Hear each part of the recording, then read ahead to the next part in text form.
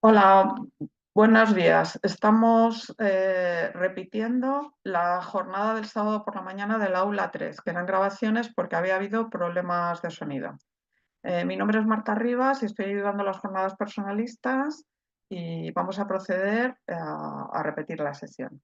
En primer lugar, tenemos a Danilo Fabián Faicán Auquilla y a Víctor Adolfo Iza Villacís. Danilo Fabián es doctor en Jurisprudencia y abogado de los Tribunales de Justicia del Ecuador, máster en Derecho Penal, máster en Filosofía, especialista en Ciencias Criminales y Dogmática Penal, mediador y expositor. Y Víctor Adolfo Iza es doctor en Filosofía, máster en Filosofía por la Universidad Pontificia Bolivariana de Medellín, máster en Salesianidad por la Universidad Don Bosco, Brasilia, máster en pastoral juvenil por la Universidad Politécnica Salesiana en Ecuador, catedrático de la Universidad Politécnica Salesiana e investigador del grupo de investigación en arte y literatura Ataraxia. Nos van a hablar de genealogía de la violencia hacia una filosofía de convivencia para la pacificación, estudio desde la situación carcelaria en el Ecuador. Agradecerles por el espacio. Nuestro tema, genealogía de la violencia eh, hacia una filosofía de convivencia para la pacificación, estudio desde la situación carcelaria en el Ecuador. Gracias al avance tecnológico, nos permite hacer un retroceso histórico y evidenciar el comportamiento humano. Guerras entre estados, guerras civiles, y por qué no citar el genocidio nazi donde se asesinaron millones y millones de personas. Y lo que nos sirve de muestra en nuestro país, el asesinato de varias personas en las cárceles del Ecuador. El tema que hoy nos ocupa, tiene por, eh, por objeto determinar cuál es el nacimiento de la violencia, quién realiza este tipo de violencia y por supuesto establecer un mecanismo, si cabe el término, si somos pasionales, de frenar esta violencia que acompaña al hombre a lo largo de la humanidad. Violencia es un término polisémico complejo que siempre representa fuerza, que siempre representa poder. Entonces el término violencia se compone primero de persona, de cuerpo, obviamente de relaciones de poder y por supuesto de un resultado. La violencia que ejecuta el hombre obviamente se relaciona con asesinato y obviamente asesinato es una cuestión de última instancia y por supuesto una cuestión de solución final. Pero, ¿cómo nace la violencia o cómo entiende el mundo la violencia? ¿Cuál es su origen? ¿Cuál es su nacimiento? Y el término que hoy ocupamos, genealogía de la violencia.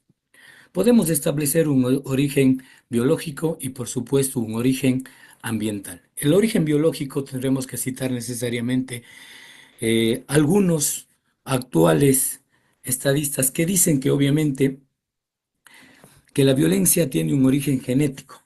Podemos citar, por ejemplo, a Lombroso, que habla obviamente de delincuente nato. Podemos citar a Cronin, podemos también citar a otros autores. Se dice que la violencia estaría predeterminada, que la violencia es una cuestión hereditaria.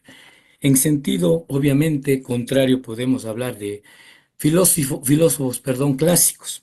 Podemos citar a Rousseau, podemos citar también a Hobbes. Hobbes, Rousseau establecen que el hombre es bueno o malo, obviamente que es una condición natural que acompaña al ser humano. Rousseau, en su estado de naturaleza, establece que el hombre vive en permanente conflicto, en permanente lucha. Obviamente, en un sentido contrario, Rousseau establece que el hombre es bueno por naturaleza y que son las instituciones actuales o las instituciones en su momento que lo corrompen, que lo vuelven malo. Es necesario también centrar o concretar el estudio de Walter Benjamin, que hace referencia a la tesis justnaturalista y a la tesis justpositivista. La tesis justnaturalista de que la violencia sería aparentemente un producto natural y la tesis justpositivista de que la violencia sería una creación del derecho. Ahora bien, ¿quién ejecuta esa violencia? ¿Quién es la persona que realiza cualquier tipo de violencia? Porque aquí podemos hablar de tres tipos de violencia.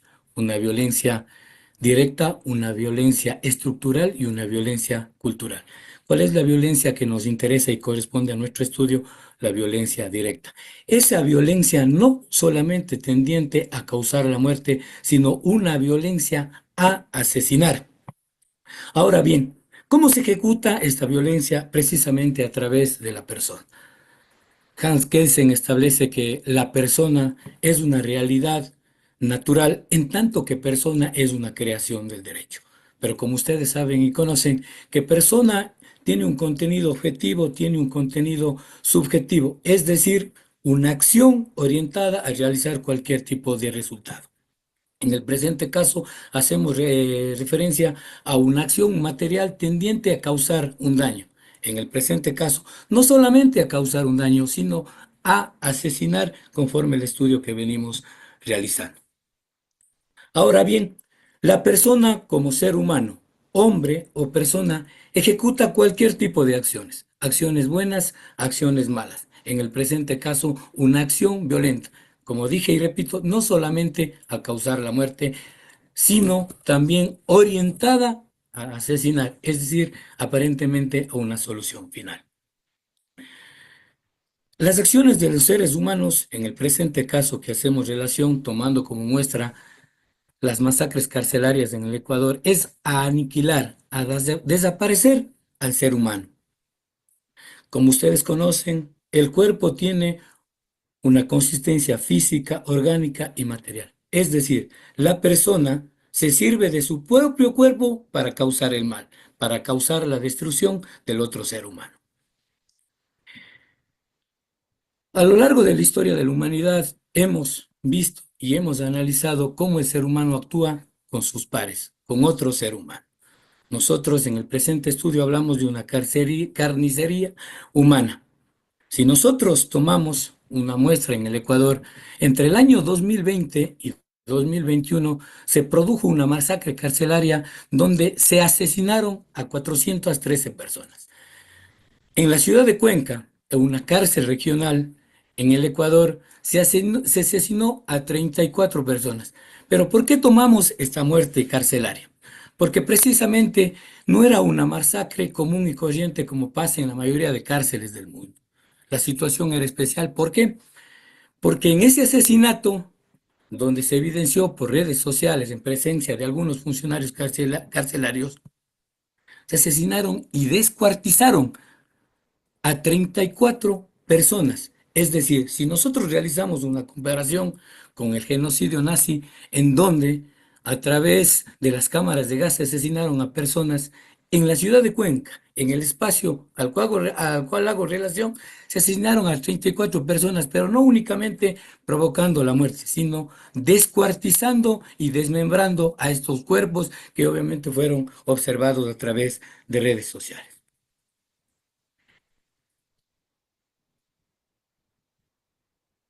Ahora bien, si nosotros realizamos ya un recuento histórico, como hemos tenido oportunidad de observar, tenemos que buscar la forma, porque la violencia es un fenómeno que obviamente nos permite buscar mecanismos para prevenir o contener esa masacre que ha existido sobre todo en las cárceles del mundo. Para ello nosotros hemos citado o hemos tomado como referencia a Emmanuel Levinas, un filósofo existencialista que hace referencia a lo siguiente. ¿Qué es lo que dice Emmanuel Levinas? La ética es la filosofía primera, entendiendo por ética una relación de responsabilidad infinita hacia otra persona, es decir, la filosofía del rostro. Tomar como cuenta el rostro de otra persona, ampararnos en la otra persona, es decir, existe entre una persona y otra persona una relación personal, una relación del yo con otro yo, una interpelación. Existe en la filosofía de Levinas un comportamiento y un compromiso ético, un cara a cara, es decir, alteridad.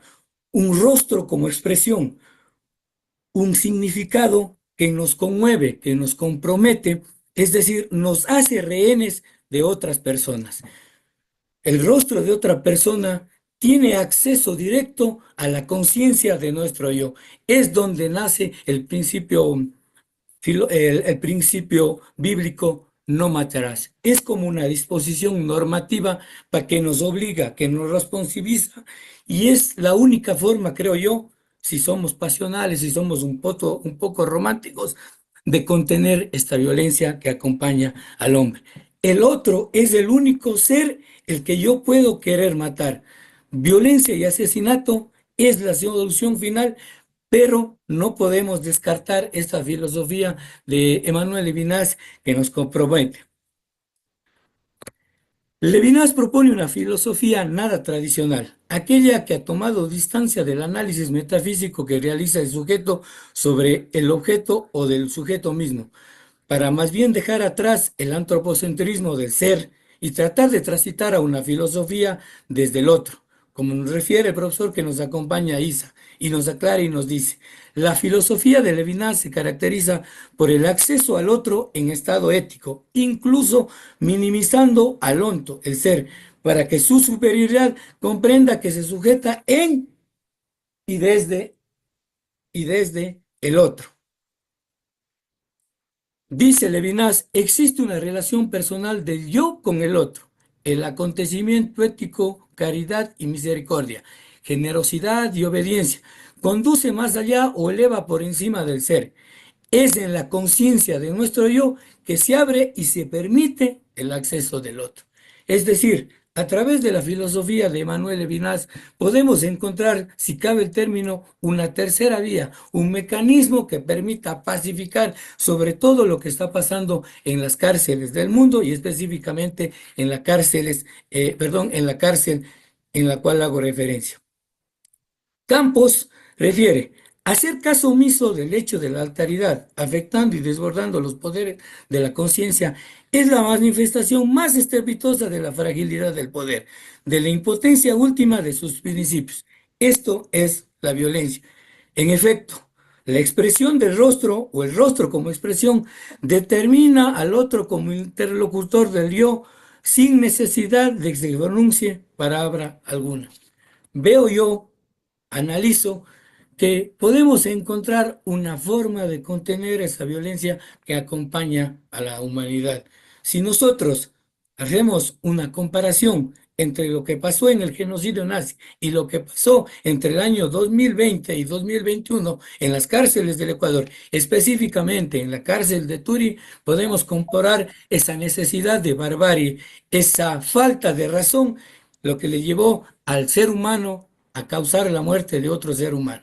Si nosotros, a través de esa filosofía, permitimos a los privados de la libertad a nivel mundial que conozcan sobre esta necesidad de ampararnos, de protegernos en el rostro, podemos buscar un mundo mejor. Cabe una pregunta entonces. ¿Es la violencia contenido de nuestra existencia como lo es el lenguaje? Cabe la pregunta, ¿la violencia precede a la existencia o la existencia precede a la violencia? Es necesario ir ya sentando bases y hacer de la filosofía un mecanismo realista que permita pacificar a los seres humanos y sobre todo empezar por las cárceles a nivel mundial y sobre todo en las cárceles de Ecuador, porque obviamente sucedió un fenómeno que hasta el día de hoy no se puede explicar por qué se causaron ese tipo de muertes y sobre todo por qué un ser humano decapitó, descuartizó a otro ser humano y que obviamente fue observado. Entonces tengamos a la filosofía de Emmanuel Levinas como algo o como una cuestión que nos permita pacificar a los seres humanos. Agradezco por su gentil atención. Muy buenas noches, buenos días allá. Acá estamos a las 4 a.m. de la mañana en Ecuador. Muy bien, muchas gracias al doctor Faikán y al doctor Iza, aunque no ha salido no ha salido presentando, pero es también coautor de esta comunicación. Desde Ecuador nos vamos a Perú. con el señor Jorge Olaechea Cater. Es doctor en Filosofía por la Pontificia Universidad Católica del Perú y magíster en Filosofía por la Pontificia Universidad Lateranense de Italia. Director de Investigación y de Posgrado de la Universidad para el Desarrollo Andino, UDEA, en Lircay, en la zona surandina del Perú, donde se dedica a estudios sobre educación, ética e interculturalidad. Es también docente de Humanidades en la Universidad Peruana de Ciencias Aplicadas, UPC, en Lima, y en la Universidad Católica San Pablo en Arequipa. Investigador y autor de publicaciones sobre antropología filosófica, interculturalidad, filosofía de la psicología, formación humana y cultural. Entre sus publicaciones más recientes se encuentran artículos científicos sobre la hermenéutica personalista de Ricoeur y el volumen Rudolf Allers, Fundamentos para una psicoterapia integral. Nos va a hablar de identidad escatológica, la persona humana y su horizonte último en la filosofía de Paul Ricoeur. Muchas gracias. Bueno, muy buenos días, en realidad. Para mí es otro horario aquí en Perú. Eh, Gracias a los organizadores también de esta primera jornada de filosofía personalista y unas felicitaciones por la iniciativa. Bueno, visto que tenemos poco tiempo, digamos, lo que motiva mi comunicación es este tema que en realidad es la investigación que yo desarrollé para mi tesis doctoral sobre la filosofía de Ricoeur y específicamente sobre la escatología en la filosofía de Ricoeur. Y digamos, el título de esta comunicación es, como mencionaron, identidad escatológica, haciendo referencia a la identidad según Paul Ricoeur, la persona humana y su horizonte último en la filosofía de Paul Ricoeur.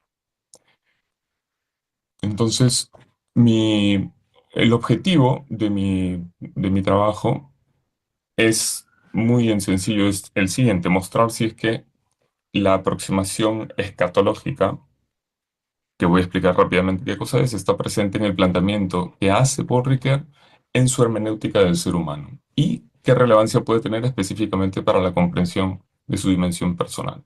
Ahí tengo algunos puntos, pero voy a pasar muy rápidamente por ellos.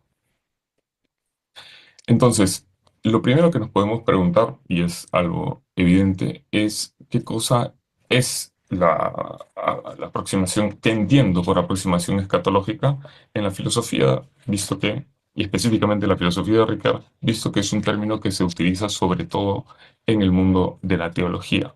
Y a lo que hago referencia, que es a aquello, el modo como Ricoeur habla de la escatología, hace referencia no tanto, digamos, al más allá, ¿no? El mundo, los temas escatológicos clásicos de la muerte, la resurrección, sino sobre todo a una aproximación en el sentido de un horizonte de sentido. Es decir, algo que efectivamente está más allá de la captación inmediata de nuestros sentidos, de nuestras capacidades humanas, pero que es un horizonte que lo que hace es se hace presente y actúa como una especie de polo de tensión en la existencia humana y en los distintos elementos de la existencia humana. Con la palabra eschaton en griego hace justamente referencia a lo último. Y un elemento que va a estar, y es lo que yo realizo, digamos, en mi investigación, un elemento que va a estar constantemente en todas las obras de Ricoeur, desde la primera prácticamente, es esta reflexión a partir de este elemento último que suscita una esperanza activa. Aquí, digamos, los grandes maestros de Ricoeur son, por un lado, Gabriel Marcel y por otro lado, Emmanuel Mounier, a quien hace constantemente referencia. Entonces, dentro de los distintos puntos, encontramos como un punto específico, y aquí ya vemos, digamos, es un elemento en el que entro, eh, como el modo como Ricoeur plantea la ontología y específicamente la ontología de la persona. Esto lo vemos sobre todo en el último estudio de sí mismo como otro. pero que ya plantea desde sus obras iniciales, sobre todo desde sus primeras obras hermenéuticas, ¿no? En los dos volúmenes de sus ensayos de hermenéutica, El conflicto de las interpretaciones, donde él plantea esta idea de la ontología como una tierra prometida de la hermenéutica. Es decir, lo que se propone Riquet es desarrollar una hermenéutica de la existencia humana que sea esta vía larga, es decir, que dé un rodeo a través de un recorrido, llegue a través de mediaciones, poco a poco vaya dejando que este quién del ser humano, que es, digamos, la gran pregunta de la obra de Ricoeur, en mi opinión, en la aproximación que yo he tenido a su obra, la gran pregunta es justamente ese, ¿no? El quién del lenguaje, el quién de la acción, el quién de la ética. Eh, entonces, ante esta pregunta, Ricoeur plantea que hay que desarrollar, hay todo un camino que hacer, pero que esta llegada, digamos, a algún lado, esta ontología, es solamente una tierra prometida. ¿En qué sentido? Que es algo que siempre está más allá. Es como un horizonte.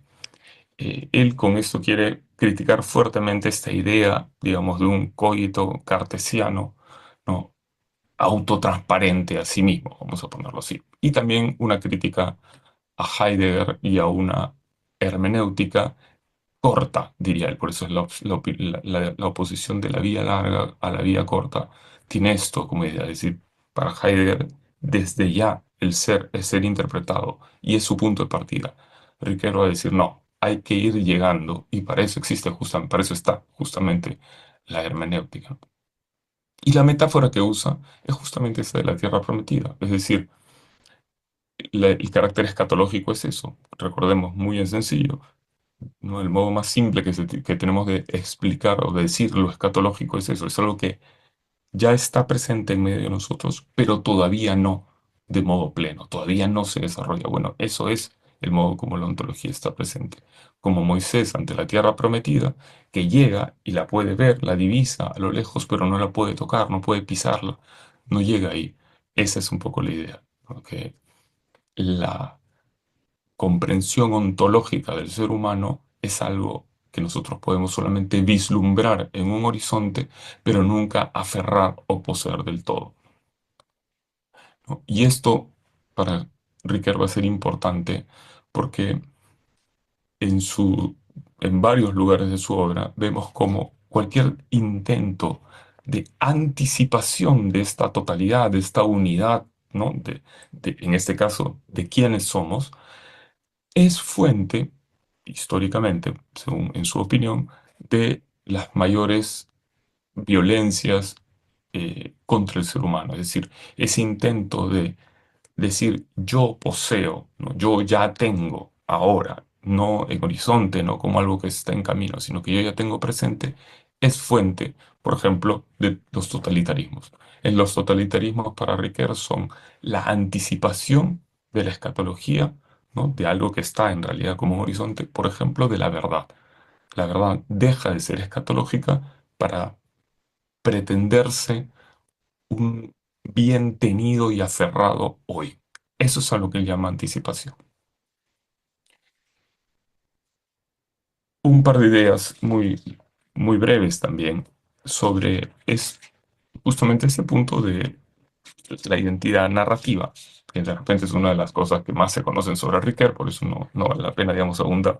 En 1983 es interesante, justamente cuando él regresa ¿no? a las filas de la revista Esprit y escribe este famoso artículo que titula No muerto el personalismo, ¿no? Revient les personnes, o sea, renace la persona, vuelve la persona.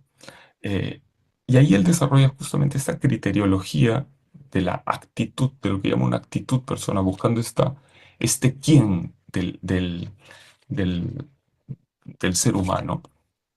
Y ahí él insiste sobre la necesidad de hacer por un lado, esta distinción pero entendiéndola sobre todo como una dialéctica entre la identidad entendida como mismidad y la identidad entendida como ipseidad, es decir, una identidad, digamos así, autoidentificada en el tiempo y una identidad más bien como permanencia, como duración, como mantenimiento de una promesa, de un compromiso. Todos estos elementos, digamos, que además van a ser parte de la tradición personalista, pero la novedad de Ricoeur, en mi humilde opinión, está en que él introduce el problema de la temporalidad, ¿no? Y aquí vemos justamente, además, cómo no solamente es una dialéctica vacía, sino que Ricoeur está, digamos, este intento nuestro, de nos como seres humanos, de permanecer siendo quienes somos, eh, lo mm, lee, lo reinterpreta a través de la noción de conatus de Spinoza, que esto es un tema, digamos, uno de los temas a los cuales me he dedicado mi investigación es eso, es la influencia de esta idea de Spinoza en el pensamiento de Ricoeur. Y es muy interesante porque justamente le da como un contenido.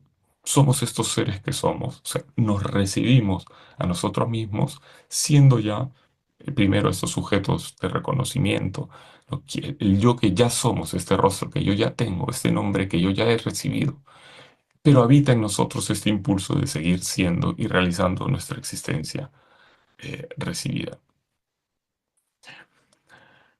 Como conclusiones, digamos que en realidad son casi que ideas muy sueltas, menciono dos y una cita de Ricoeur.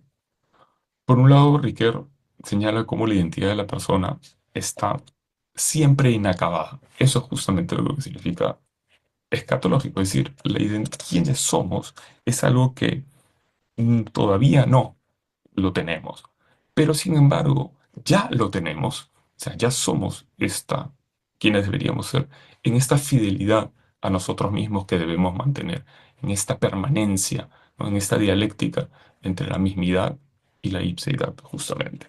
Eh, Otra conclusión, justamente, es que nuestra vida, y aquí es donde el tema del conatus de Spinoza es importante, es un espacio de posibilidades abiertas, es decir, no solamente quién soy como identidad, sino también las posibilidades de mi identidad, es decir, quién puedo ser. Es un espacio de posibilidades abiertas. Pero esta potencialidad, ¿no? Es decir, esta virtualidad a la cual él hace referencia, es directamente proporcional a la aceptación de nuestra condición real. Que no somos, no, no es que yo hago de mí mismo lo que yo quiero, sino que yo parto de aceptar quién soy ya y de esa aceptación de nuestra condición, específicamente nuestra condición finita, que es en la cual Ricardo va a insistir constantemente, yo puedo desplegar y desarrollar quién es, quién estoy llamado a ser. Eh, y finalmente, comentando una famosa proposición, la famosa proposición 67 de la ética de Spinoza, donde Spinoza, que es una de las citas más famosas de Spinoza, donde él afirma que el hombre libre en ninguna cosa piensa menos que en la muerte, dice Spinoza, y su sabiduría no es meditación de la muerte, sino de la vida. Comentando esta proposición, Ricoeur cuestiona la postura heideggeriana como, ¿no? Del fin del Dasein y este destino a la muerte, este destino al acabamiento. Y dice justamente lo que está en esta cita: el júbilo fomentado por el deseo que yo asumo de permanecer vivo hasta, ¿no? y no para la muerte, no hace resaltar por contraste el lado existencial parcial e inevitablemente parcial de la resolución heideggeriana ante el morir. Es decir, Ricard lo que plantea es esta idea de una realización, digamos, durante nuestra vida, ¿no? Para permaneciendo hasta la muerte, vivos hasta la muerte, pero con este horizonte que justamente va más allá de la muerte. Yo creo que aquí se abre el camino de una reflexión antropológica donde podamos darnos cuenta de que la realización de la persona, digamos, no solamente está dado teleológicamente, es decir, como una naturaleza que es parte de las reflexiones que siempre hacemos, sino sobre todo como un ser que encuentra su sentido y su realización más allá de esta misma naturaleza, es decir, no solo teleológicamente, sino también escatológicamente, un ser personal que Un minuto, nunca ha acabado del todo. te queda un minuto. Muchas gracias. Muchas gracias, doctor Olaechea. Pasamos al siguiente ponente y de Perú nos vamos a Argentina. Se trata de Alejandra Moreira, que es abogada egresada de la Universidad de Buenos Aires con diploma de honor y magíster en Derecho Penal por la Universidad Austral, donde recibió diploma de honor y distinción a tesis. Se especializó en conflictos familiares como experta en coaching y acompañamiento familiar en la Universidad Católica de Ávila, diplomándose en consultoría matrimonial por la Universidad Anáhuac. Ha realizado estudios en Teología del Cuerpo en el Centro San Juan Pablo II de Buenos Aires y se certificó como educadora de familias en disciplina positiva por la Positive Discipline Association. Ha sido docente en diversas instituciones universitarias y terciarias. Actualmente se dedica a acompañar procesos de desarrollo personal y familiar desde una antropología personalista. Nos va a hablar de nuevos rumbos para una educación sexual integral desde el personalismo de Juan Manuel Burgos y Carol Wojtyła.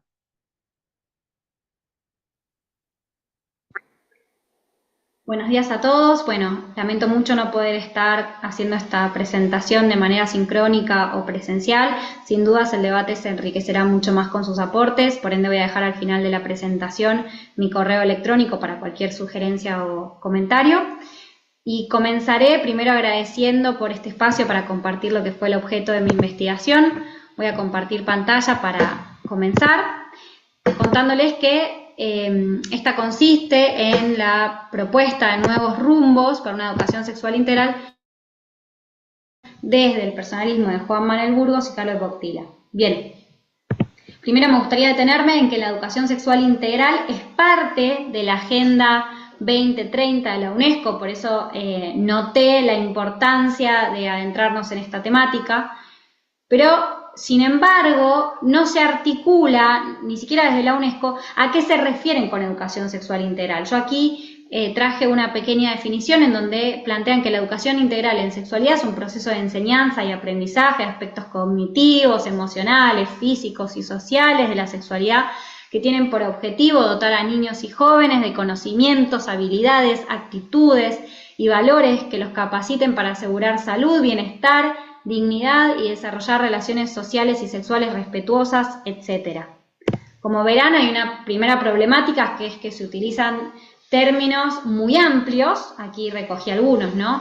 Aspectos emocionales, físicos, sociales, relación, dignidad, valores, pero no se da una hoja de ruta. Entonces, lo primero que hice fue remitirme a la etimología de la palabra integral, que en latín es integralis. Está compuesta por el prefijo in, de no negación, tangere, de tocar, y el sufijo al, pertenencia, relación. O sea, evidentemente se están refiriendo a aquello intangible que conforma un todo, que está en relación. Y damos por supuesto que están considerando la sexualidad referida a la persona.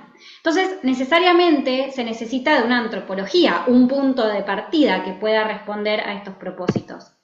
Mi hipótesis es que solo el personalismo integral de Burgos, que toma en consideración los aportes antropológicos de Carol Wojtyła, puede dar una respuesta a este planteamiento.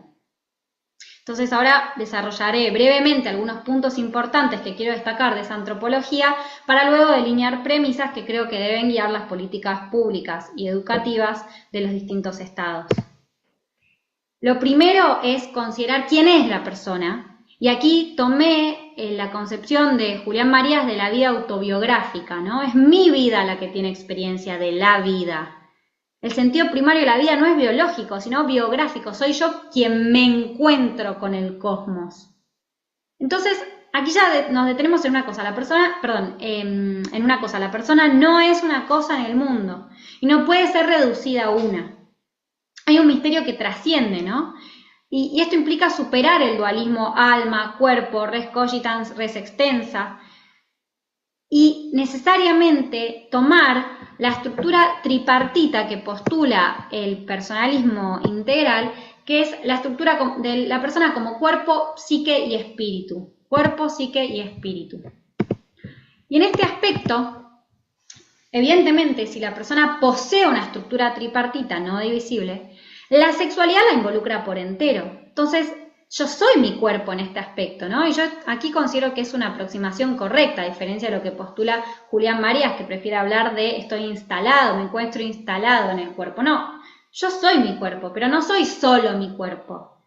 Este me compone mi ser en el mundo, pero entendemos que es una estructura tripartita. Y si la persona trasciende las cosas, todo está referido a mi ser en el mundo. Y por ende se revela mi dignidad y mi forma única e irrepetible de ser persona. Y si nuestro cuerpo no es una cosa, no puede ser utilizado sin violentar su dignidad. Por ende, la única actitud frente a la persona es el amor, que es lo que postula Boctila con la norma personalista. Entonces, adentrémonos un poquito más en cómo sería la vivencia concreta de esta norma personalista. Partiendo de la base necesaria de que hay dos modos de ser persona, varón y mujer. Y aquí lo que yo quiero puntualizar es que se trata de una realidad ontológica. O sea, evitemos la vinculación con roles, que es algo que trata justamente de sortear Castilla de Cortázar, en donde ser varón, evidentemente, es una realidad ontológica al igual que ser mujer. Y ser varón no quiere decir otra cosa que estar referido a la mujer. Y ser mujer está referido, por ende, al varón. Entonces hay una coimplicancia, dice Julián Marías. Y para Boctila, ello permite descubrir el sentido esponsalicio de mi cuerpo. O sea, evidentemente mi cuerpo me habla de que estoy dirigido hacia un otro, que hay una reciprocidad. Entonces, mi cuerpo habla de esta correspondencia, y acá utilizo un término de Marías, vectorial, ¿no? O sea, mi cuerpo sexuado me permite donarme a otro, retomando Boctila, unirme a otro. Y esta donación necesariamente va a implicar, como decíamos, todas las estructuras de la persona. Y de forma bien concreta, de mi cuerpo, ¿no? O sea, va a implicar mi cuerpo, el lenguaje de mi cuerpo. Entonces, necesariamente esto clama una coherencia entre el lenguaje del cuerpo y las demás estructuras. Y, por supuesto, la acción, ¿no? Es decir, la única manera de garantizar que haya esa coherencia es que si yo estoy entregando mi cuerpo, tengo que estar donándome por entero, y la única manera de donarme por entero es en el matrimonio. Esta es la coherencia que se deriva de la norma personalista, ¿no? Como la progresión en el lenguaje del cuerpo, en lo que manifiesta el cuerpo. Y si vamos propiamente al acto sexual en el marco del matrimonio, vemos que tenemos esta noción de que es un acto unitivo y procreativo. Si es unitivo es porque revela la profunda belleza de estar en relación, o sea, es una comunión, realmente una comunión entre personas. Y si es procreativo, descubrimos la belleza de que la fecundidad también se forma en relación, el hijo que se encuentra dentro del vientre materno. Esto es una profundidad que en otro momento me encantaría abarcar un poco más puntillosamente, ¿no? Pero bueno, si seguimos un poco de lo que esto se deriva, como digo, necesariamente estamos otorgando un mapa de ruta. Vamos a hacer una educación, o vamos a construir una educación sexual integral basada por lo menos en algunas premisas. Y estas son las premisas que yo tomo del personalismo integral de Burgos, por supuesto mirando lo referido a la sexualidad. Entonces, la ESI, como decimos aquí en Argentina, o la EIS, indistintamente, debe ver a la persona como integralidad, cuerpo, psique y espíritu. En segundo lugar, partir de la realidad ontológica de la persona, como sexuada, hombre o mujer. En tercer lugar, tener en cuenta la afectividad como un elemento esencial y originario de la persona. O sea, no se puede explicar como una emoción, como una tendencia, no. La afectividad es un elemento esencial y originario de la persona. Pues siempre estamos, este sería el cuarto elemento, en relación. Pero es la persona la que constituye la relación y no es al revés. Esto es una crítica que se le hacía a otras corrientes del personalismo, ¿no? La persona es más que la relación, pero la constituye. Y por último, se promueve que la persona tiene se debe promover que la persona tiene la responsabilidad de autodeterminarse en torno a la norma personalista. Que esto va a implicar una educación en la mirada y en la castidad, ¿no? Cómo me relaciono con el otro, me relaciono como si el otro fuese un medio para conseguir un placer. miro al otro reduciéndolo a un órgano genital, por ejemplo. Bueno, no, comprender desde esta totalidad, desde la mirada que no reduce, sino que contempla en la norma personalista, en la justicia de amar. ¿Cuál sería el riesgo de no dotar, como digo, la educación sexual integral de un marco teórico adecuado? Bueno, justamente caer en los postulados del feminismo radical y la ideología de género, que esto es lo que vemos en la actualidad. Aquí Burgos tiene un artículo muy interesante al que invito a remitirse si aún no lo leyeron, pero que me gustaría traer a colación, en donde plantea que justamente el feminismo radical, que tiene una base marxista, va contra la masculinidad porque la ve como opresora. Entonces, vincularse sexualmente con el varón, como bien advierte Burgos, es vincularse con el enemigo. Pero si yo ataco la masculinidad, necesariamente, como vimos recién, ataco la feminidad. Si ataco al hombre, ataco a la mujer. Entonces, ¿qué se plantea como superación de esta controversia? Bueno, el sexo biológico nada aporta, nada tiene para decir. Y se prima el género, en un dualismo naturaleza-cultura donde tiene que primar la cultura. Entonces, no hay esencias. Pero si no hay esencias, si no hay persona sexual, no hay persona. Hay una destrucción del estar en relación, hay una destrucción de la norma personalista, que no es otra cosa que el amor. Y hay un triunfo y una visión hedonista, o sea, una búsqueda del placer, un utilitarismo, con el peligro que esto tiene o que esto implica para la dignidad de la persona, para el respeto de su dignidad. Entonces, los invito a todos a que nos impliquemos y que trabajemos en pos de dotar a la educación sexual integral de esta visión antropológica. Les agradezco mucho por el tiempo, por la atención y comparto aquí mi correo electrónico, como decía al inicio, para cualquier tipo de comentario, sugerencia, consulta, opinión, intercambio que pueda darse. Les agradezco mucho a todos nuevamente y les deseo que tengan una buena jornada. Muchas gracias. Muchas gracias, señora Moreira. Pasamos ahora a Carolina Murube Jiménez. Es esposa y madre de 6 hijos. El hilo conductor de su vida y de su dedicación académica siempre ha sido la familia, la mujer y la feminidad. Realización de estudios e investigaciones sobre el desarrollo de la ideología de género en las Conferencias Mundiales de la Mujer de Naciones Unidas. Defensa de la mujer y la familia en la ONU y en la Unión Europea a través de diversas asociaciones con carácter consultivo. Es licenciada en Comunicación Audiovisual, máster en Humanidades y Ciencias Sociales, máster en Antropología Personalista, secretaria de la Asociación Española de Personalismo, experta en afectividad y sexualidad, monitora certificada en reconocimiento natural de la fertilidad y métodos naturales, en proceso de formación para ser facilitadora de biodanza. Actualmente está trabajando en la antropología del cuerpo, danza y movimiento, creadora de la llamada danza esponsal, que es danzar la teología del cuerpo a través de la metodología de la biodanza. Nos va a hablar del modelo sistémico del movimiento de Rolando Toro y el personalismo integral como bases teóricas para el desarrollo de un modelo antropológico personalista sobre el movimiento corporal de la persona.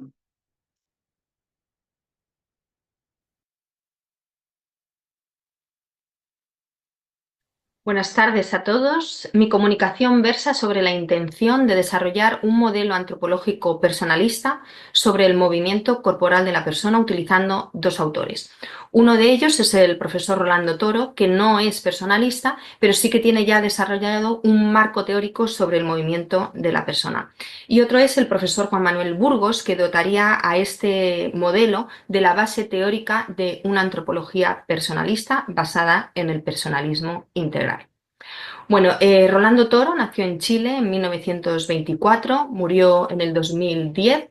Es la verdad que un personaje bastante polifacético, fue poeta, pintor, maestro de secundaria. De hecho, escribió varios libros sobre pedagogía, centrado en lo que él llama el principio biocéntrico, porque toda su cosmovisión se basa como punto núcleo principal en la vida. Bueno, pues cuando tenía 40 años decidió estudiar psicología y dentro de este contexto clínico en el Hospital Psiquiátrico de Santiago y en la Universidad Católica de Chile, desarrolló lo que él llamó la biodanza para intentar mitigar los síntomas y mejorar la vida de los enfermos psiquiátricos. La biodanza no es el tema que nos ocupa, pero sí que es importante explicar que es un sistema de integración humana con una metodología que conjuga de una manera muy armónica y coherente lo que es la música, la emoción y con el movimiento de la persona. Hago referencia a la biodanza porque esta tiene como base teórica el sistema del movimiento humano desarrollado por Rolando Toro. Tiene todos los movimientos muy bien estudiados. Bueno, él se lamentaba de que realmente no existía una disciplina que entendiera los movimientos desde criterios de totalidad. Por ello, él decide crear una ciencia del movimiento integral que abarque a la persona en su totalidad. Entendía muy bien que cuando la persona mueve una parte de su cuerpo, no solo está moviendo esa parte física, sino que la persona se mueve en su totalidad.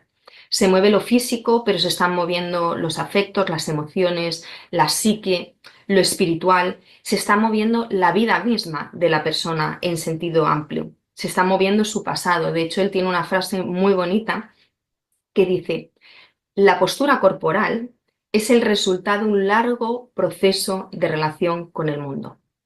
Se mueve el pasado, pero también con los movimientos estamos creando el futuro. El movimiento tiene un carácter biográfico en la persona. Por lo tanto, Rolando Toro entendía muy bien que cuando la persona mueve una parte de su cuerpo, realmente se está moviendo la persona en su totalidad. De esta forma, indagó en los significados antropológicos del movimiento y en las partes del cuerpo, así como en la simbología asociada a ellos, porque en los movimientos de cada persona se expresa la narrativa de la propia existencia. Por ejemplo, la cabeza, el pecho y la pelvis están asociadas a determinadas dimensiones de la persona. La cabeza está asociada al pensamiento, el pecho a la emoción y la pelvis a la acción. Entonces, Rolando Toro dice que cuando las personas consiguen armonizar los movimientos de la cabeza, el pecho y la pelvis, realmente son capaces de armonizar en su vida real lo que piensan, lo que sienten y lo que hacen. Existe una coherencia en todo ello.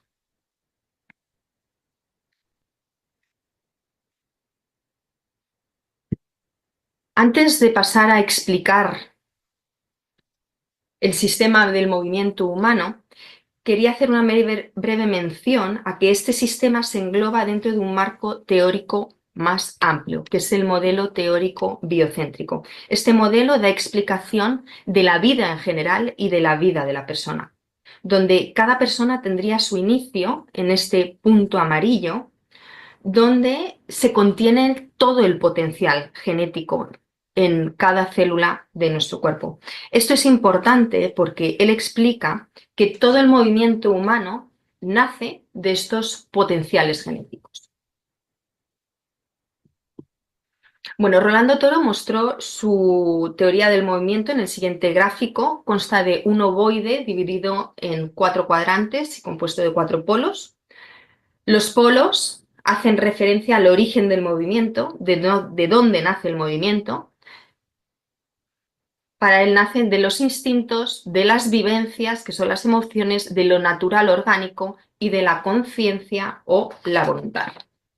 El polo inferior hace referencia a los movimientos que nacen de los instintos. Son los movimientos que dan base a la vida y por lo general tienen un ritmo bastante marcado. Podemos hablar del caminar, del correr, de la copulación, del masticar o de la respiración. Sin embargo, estos movimientos instintivos, a medida que, por así decirlo, se van humanizando o personalizando, Rolando Toro dice que se van integrando, van subiendo y se van haciendo más armónicos, con una mayor fluidez, es lo que él llama movimientos de gracia. Estos se encuentran en el polo superior y así el caminar torna elegante y armónico, el masticar torna educado y mesurado y el ocular, por ejemplo, torna en una dulce caricia. Si nos vamos al polo izquierdo, se encuentran los movimientos surgidos de la voluntad y de la conciencia. Son movimientos muy controlados y con muchísima intención, muy intencionados. Suelen ser movimientos aprendidos, a veces repetitivos y, como digo, con un sentido de acción muy marcado. contienen una energía una energía de tipo expansiva, muy yang, y por lo general de ritmos bastante acentuados. Son movimientos de activación, por lo tanto, el sistema nervioso simpático se despierta. Y este tipo de movimientos refuerzan la identidad del individuo, porque entre otras cosas, el límite corporal, la experiencia del límite corporal suele estar muy marcada y muy definida. Si nos vamos al polo contrario, al de la derecha, tenemos los movimientos que surgen de la emoción y del sentimiento, es lo que él llama de la vivencia. No nacen de la voluntad, sino que son muy afectivos, son más introspectivos, íntimos, lentos y espontáneos, con una energía más implosiva, más yin, con ritmos menos marcados, donde predomina el registro fluido y melódico de la actividad humana. Se dan estados de conciencia más regresivos y de relajación, por lo que el sistema nervioso parasimpático se activa. Son movimientos que te disminuyen el sentido y la experiencia de identidad e individualidad para fusionarse con el otro o con el cosmos o con Dios. El límite corporal en este tipo de movimientos o la experiencia de ese límite corporal se diluye, se fusiona con el todo. Es importante indicar que la vida humana se mueve de una manera dinámica y pulsante entre todos estos polos.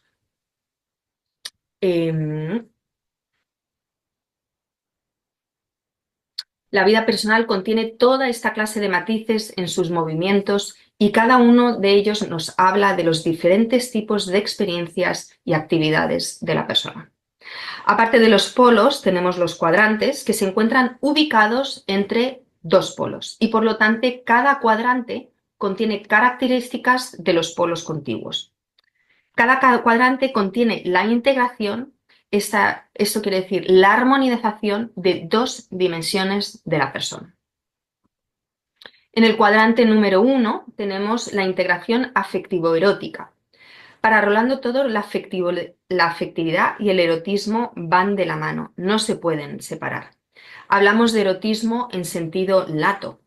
Por lo tanto, podemos hablar de las relaciones sexuales de pareja, de amamantar o incluso del trabajo de parto. En el cuadrante número 2 nos encontramos con los movimientos que integran a la persona con la totalidad, con el cosmos, con Dios.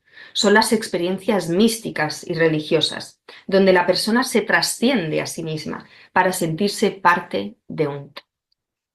En el cuadrante número 3 se encuentran los movimientos que integran la sensibilidad con la motricidad. Predomina la interocepción y la propriocepción porque son movimientos donde existe muchísima conciencia del movimiento corporal, de lo que se está realizando. Podríamos hablar de prácticas como el pilates, el tai chi o incluso una operación quirúrgica donde la sensibilidad, precisión y la conciencia predominan en todo momento. Por último, llegamos al cuadrante número 4. Se encuentran los movimientos donde predominan las ideas, el pensamiento y la voluntad. Estamos hablando de las actividades cotidianas, las profesiones técnicas o administrativas o los deportes en general. Movimientos que no tienen en ningún momento en cuenta la afectividad ni la sensibilidad, ni mucho menos la integración con el cosmos. Una vez explicados someramente el cuadro sistémico del movimiento, nos preguntamos si este cuadro, tal y como está desarrollado por el profesor Rolando Toro, da una explicación suficiente del movimiento humano. Pensamos que las categorías del profesor Wolf Burgos, reflejadas en su diagrama de la persona, así como los diversos tipos de experiencias recogidas en su epistemología de la experiencia integral, nos pueden ayudar a profundizar y matizar aún más este modelo antropológico personalista sobre el movimiento corporal de la persona. Muchísimas gracias por su atención.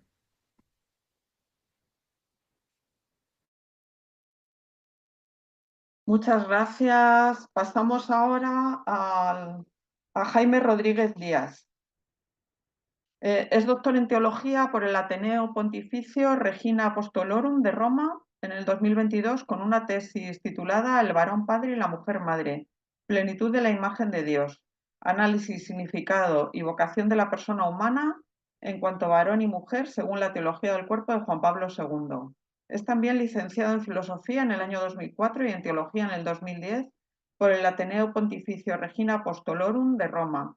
Diploma en Formación Superior en la Filosofía de Leonardo Polo, Universidad de Navarra en 2021 y perito en Magisterio Eclesial y Normativa Canónica de la Vida Consagrada en 2015. Es el director académico del Máster en Teología del Cuerpo del Instituto Desarrollo y Persona de la Universidad Francisco de Vitoria de Madrid.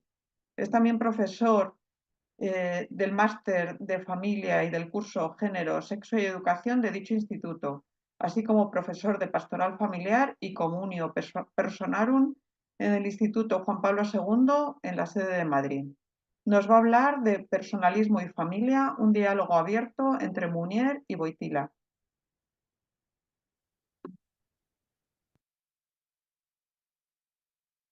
Un saludo muy afectuoso a todos los presentes en este congreso.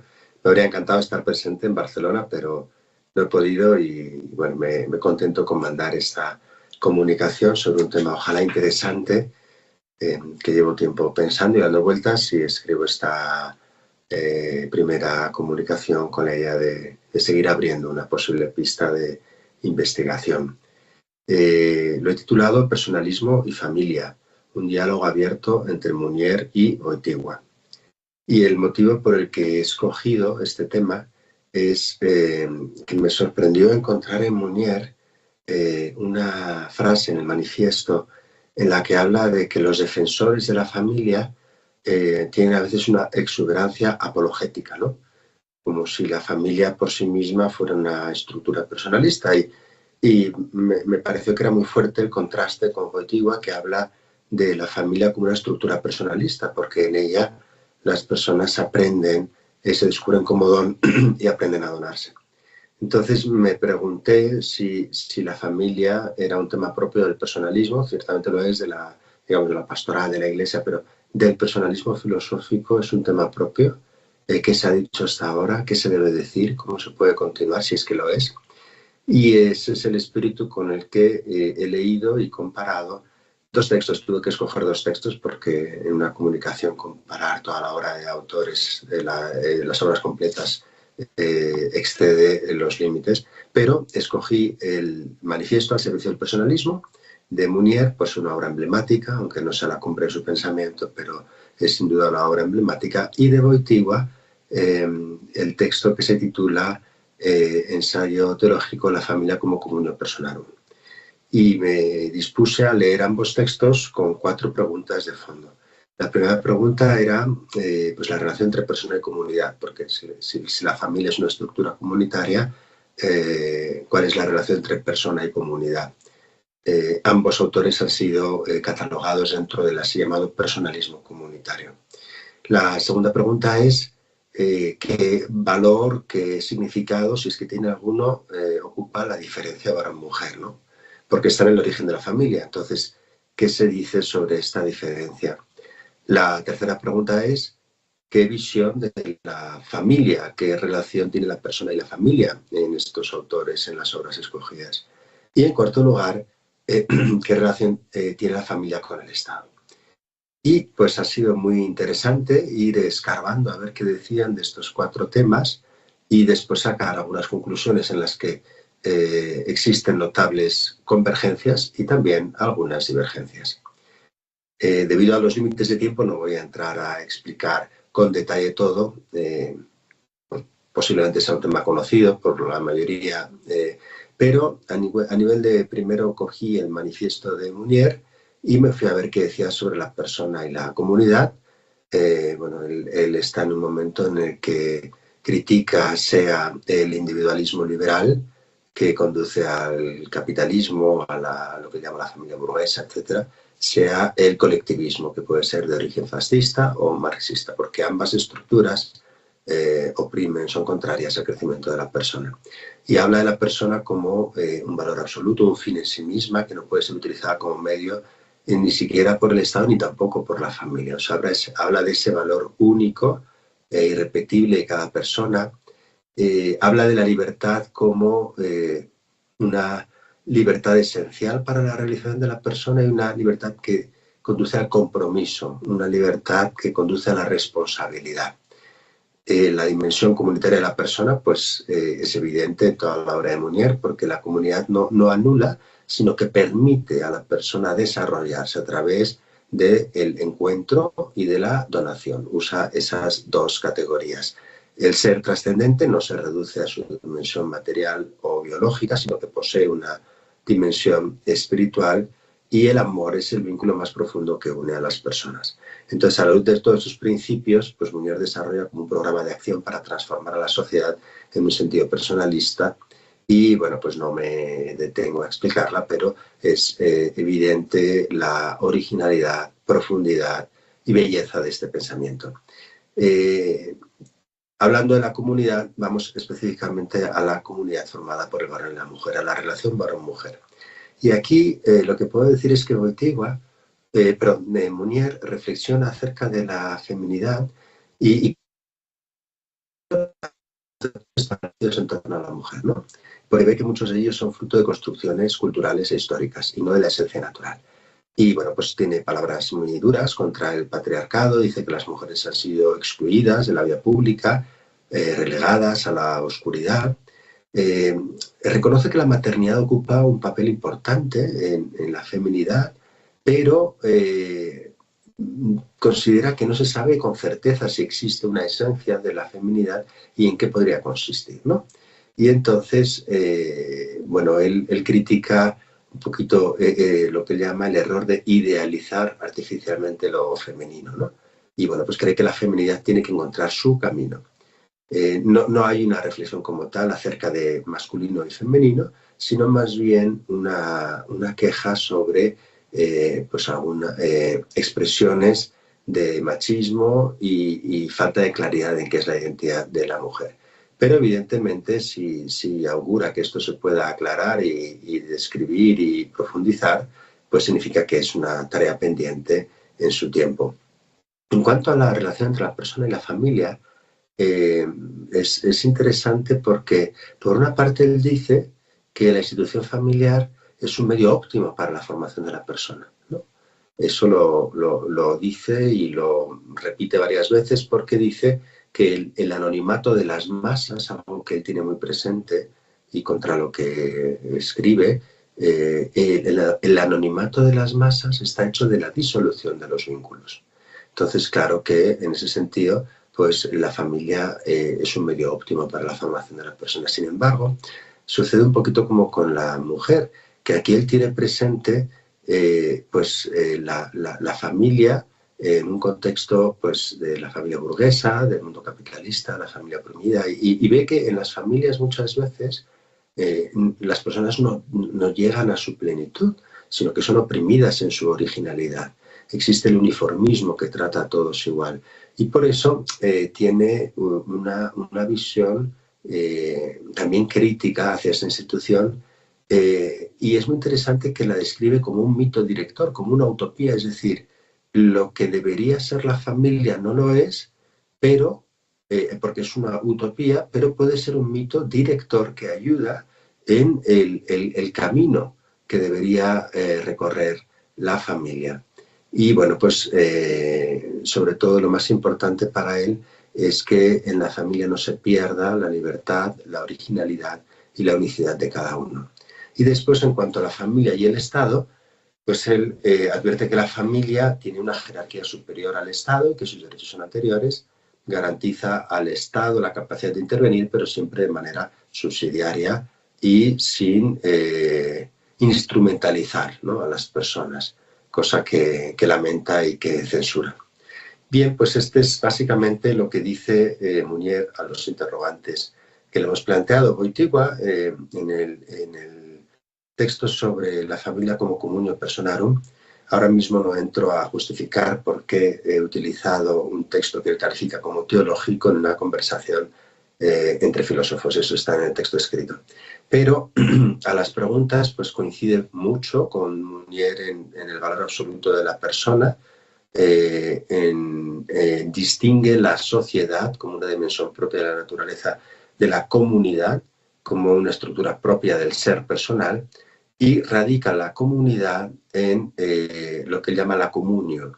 La comunión es una estructura del ser personal que se explica desde la hermenéutica del don. Wojtyła se remonta a la Trinidad, un texto muy citado por el Gaudium et Spes 24, y dado que existe esta cierta analogía entre la unión de las personas divinas y la unión de las personas humanas, pues explica la comunidad desde la comunión y la comunión desde el don recíproco. Y bueno, pues coincide sustancialmente con Munier en la comunidad como un lugar de encuentro y de donación, y al mismo tiempo pues parte de premisas teológicas distintas e indaga más en el origen, ¿no?, de esta comunión. En cuanto a varón y mujer, es interesante que coincide en criticar cómo el utilitarismo ha deformado esa relación varón-mujer. Pero, a diferencia de Munier, Wojtyła considera que este utilitarismo no refleja lo que en sí está llamada a ser esta relación, y reivindica que en el origen no era así. Y que, aunque el utilitarismo ha oscurecido esta relación, el personalismo puede de alguna manera sanar esta relación. Y él sí une la diferencia varón y mujer, la llama una diferencia que conduce al don recíproco. O sea, gracias precisamente a la diferencia que existe entre ambos, puede tener lugar entre ellos el don recíproco. Y por eso la familia para él es una estructura personalista. También reconoce los errores históricos en la realización de esta institución, pero cree que la familia, como está descrita en el libro del Génesis, que corresponde a Gaudium et Spes 24, el hombre es fin en sí mismo, pero no es fin de sí mismo porque se realiza la entrega sincera de sí. Esta familia del origen es formativo y ejemplar. No es solamente una utopía. En ese sentido, para Wojtyła, el arquetipo de la familia hay que buscarlo en el prototipo, no en los estereotipos. Perdón por el trabalenguas, pero si queremos ver lo específico de la familia, tenemos que mirar al origen, al prototipo, a la primera familia, y no tanto a las deformaciones históricas, a los estereotipos que han oscurecido esta institución. Y coincide con Munier en la primacía de la persona sobre el Estado y la labor subsidiaria que puede tener el Estado, pero nunca de manera que pueda oprimir o instrumentalizar a las personas, ¿no? En las conclusiones, pues yo voy comparando ambos autores, lo que tienen en común y aquello en lo que divergen, y básicamente pues creo que la divergencia fundamental está en que Munier sigue un método rigurosamente filosófico en el que tiene delante pues al hombre histórico que él es capaz de observar y que experimenta, mientras que Wojtyła amplía el concepto de experiencia y ensancha el concepto de razón, partiendo de premisas teológicas, y después intenta verificarlas con la experiencia. Él establece una relación circular entre la fe y la razón. Y concluyo preguntándome si es posible, de alguna manera, desarrollar el personalismo partiendo de este tipo de relación circular entre la fe y la razón. Lo que es verdadero debe ser verdadero para todos, no solo para los cristianos o los seguidores de otras tradiciones. Entonces, si algo es verdadero, debe ser verdadero para todos. Yo me pregunto si lo que dice Wojtyła es verdadero sin entrar a la discusión del origen, ¿viene de la revelación o es posible verificarlo con la experiencia? Según él, los contenidos de la revelación pueden ser verificados con la experiencia, pero claro, eso lo tienen que compartir otros que no creen en el valor de la revelación. Esa es mi pregunta final, porque si es así, es decir, si lo que Wojtyła dice es verdadero y bueno y sirve, pues entonces sus enseñanzas acerca de la masculinidad y la feminidad y acerca de la familia, las intuiciones que él desarrolla desde una razón abierta a la fe, podrían ser un camino válido para seguir desarrollando el personalismo. Este es el resumen con pobres palabras de un texto que espero poder haceros llegar. felicidades a los organizadores de este encuentro y espero con mucha atención poder ver y leer las demás comunicaciones. Pues muchas gracias al padre Rodríguez, que ha tenido una ponencia muy interesante y gracias por todo.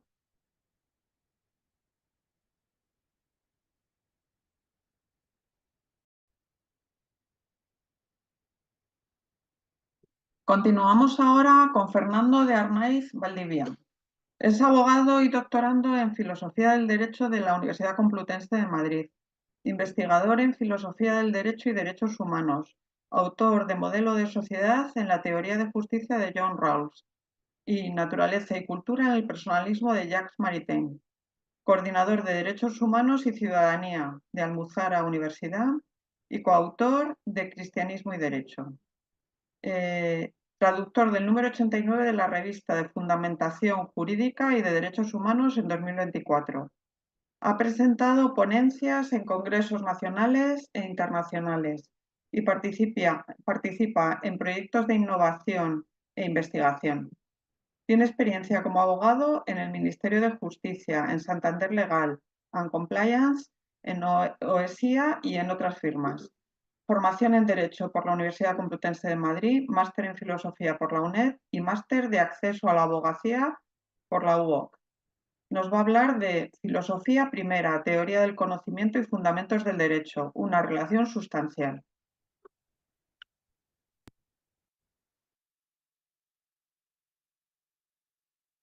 Buenos días, mi nombre es Fernando de Arnaiz Valdivia, abogado y doctorando en la Universidad Complutense de Madrid. Y primeramente quería dar las gracias a la Asociación de Personalismo por permitirme realizar esta ponencia. Y bueno, sin más dilación, comenzaremos con ella, ya que no contamos con mucho tiempo y el tema es complicado. El tema a tratar es el de la filosofía primera, teoría del conocimiento y fundamentos del derecho, una relación sustancial. Bien, les compartiré una diapositiva para seguir de mejor manera la conferencia. Bien, aquí lo tienen. Filosofía primera, teoría del conocimiento y fundamentos del derecho, una relación sustancial. Y lo primero que haremos es enunciar el objetivo de esta ponencia, ya que será el de explorar la relación existente entre estas tres esferas, que a primera vista parecen desconectadas, pero que, como veremos, mantienen una relación esencial. Estas tres esferas son la filosofía primera, la teoría del conocimiento y los fundamentos del derecho. A través de este análisis detallado de los conceptos filosóficos de sustancia, esencia y sujeto, se pretenden demostrar cómo las respuestas a las preguntas filosóficas sobre estos conceptos tienen implicaciones significativas en cada una de estas disciplinas, ya que sabemos que la filosofía primera o metafísica se ocupa de las cuestiones fundamentales sobre la realidad y el ser. Ya Aristóteles en su metafísica aborda la sustancia, que se distingue inmediatamente de modo esencial o como sujeto, y cómo éstas se relacionan entre sí. Esta triada de conceptos será crucial para comprender cómo conocemos el mundo y cómo se fundamenta ese conocimiento en la estructura existente en el derecho, entre la ley y lo justo. Por ello, dos cuestiones fundamentales a delimitar son el problema de la esencia, es decir, si la esencia es lo mismo que la cosa que define, y la relación entre la cosa y la esencia. Este es un problema central de la filosofía primera que, como hemos dicho, Aristóteles trabaja en su obra La metafísica. Vale, pues partiendo de esta obra, veremos cómo la teoría de Santo Tomás y la del filósofo Jacques Maritain harán un diferente análisis de la misma, modificando la comprensión de la sustancia, de la esencia y del sujeto. Y esto tendrá unas implicaciones metodológicas en las esferas mencionadas. Lo que se propone, por tanto, no solo es clarificar estos conceptos filosóficos fundamentales, sino también mostrar cómo su comprensión afecta tanto a la teoría del conocimiento como a los fundamentos del derecho. Ya que en filosofía las cuestiones parecen estar unidas, porque los objetos especifican las facultades del sujeto. Es un problema, por lo tanto, de la relación entre la esencia y la carne. Nos enfrentamos a una cuestión de la relación con la sustancia en relación con la esencia y con el sujeto. Y bueno, por ello no nos dará tiempo a realizar toda la exposición en este tiempo que contamos, y realizaré un escrito más adelante para quien quiera ahondar en esta circunstancia, que me parece un problema principal en lo que viene siendo la filosofía, que como hemos dicho afecta a la teoría del conocimiento, ya que dependiendo de cómo se defina la esencia y el sujeto, tendrá unos límites o más alcance en esta teoría del conocimiento y por lo tanto definirá la filosofía del derecho y lo justo, ya sea en lo concreto o en lo universal, de una manera diferente. Bien, siguiendo pues con la presentación.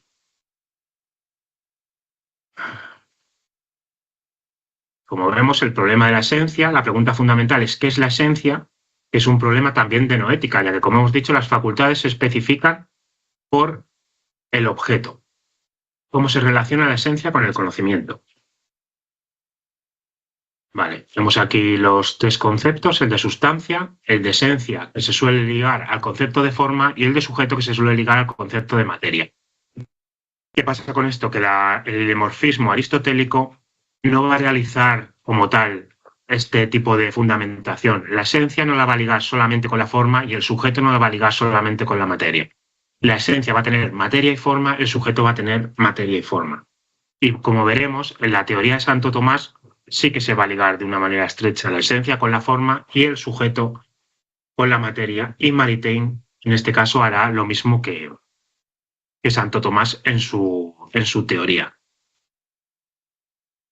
Como vemos, la teoría aristotélica de la sustancia se realizan algunos cambios. Para Santo Tomás, la esencia es una cualidad del sujeto, ya que se aísla. El sujeto es este hombre, Pedro, y la esencia es el hombre, la forma.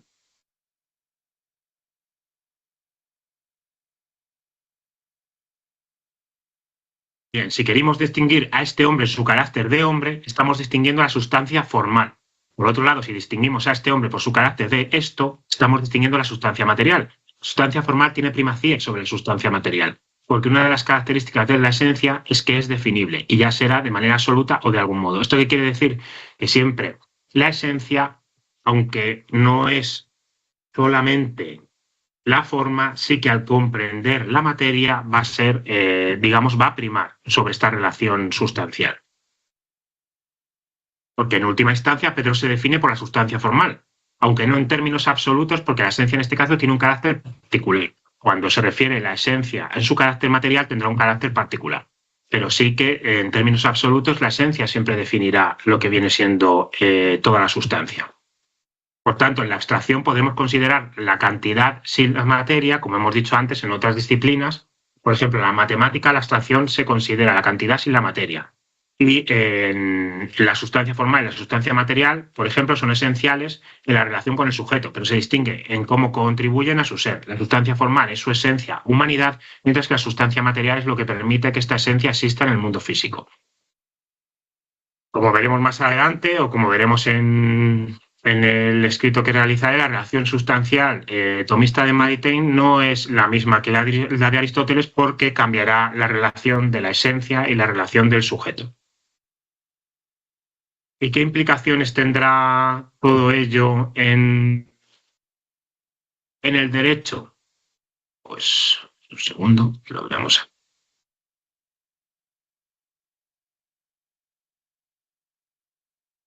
Pues sobre todo la relación sustancial que tendrá la ley y lo justo. Porque la ley, en la teoría atomista y en la teoría de Maritain, se relacionará con la esencia del derecho, es decir, con el objeto también abstractivo de la teoría del conocimiento. Y lo justo se realizará como el sujeto del derecho, como lo concreto. ¿Qué pasará? Que al igual que al cambiarse los conceptos de esencia y de sujeto solo con la materia y solo con la forma, a la hora de pasar a la teoría del conocimiento, como sabemos, el principio de individuación por la materia hace que no se pueda conocer del todo el sujeto. El sujeto tiene algo que no permite conocerlo del todo. Hay un misterio en ello. ¿Esto qué relación tendrá con la relación sustancial del derecho? Que lo justo es lo concreto, al igual que en la teoría de abstracción no se puede conocer el objeto por el sujeto, por la materia, por el principio de individuación, y por lo tanto nunca se llegará a lo justo del derecho. Lo justo siempre será solo lo concreto. Lo concreto será lo justo y la ley siempre será lo abstracto, lo que delimita a la abstracción, lo que delimita a la esencia solamente. Esto lo que hará es que la ley será siempre general y lo justo siempre será particular. Conclusión, hay, digamos, una especie de inadecuación que puede ser pertinente o no, eso ya lo veremos más adelante o lo veremos en el escrito que realizaré. Hay una adecuación entre la esencia y el sujeto, como entre la ley y lo justo. Y esto es una característica fundamental de la realidad en el conocimiento humano, ya que el conocimiento va a ser limitado, según Santo Tomás y Maritain, y la ley no puede alcanzar la justicia completa.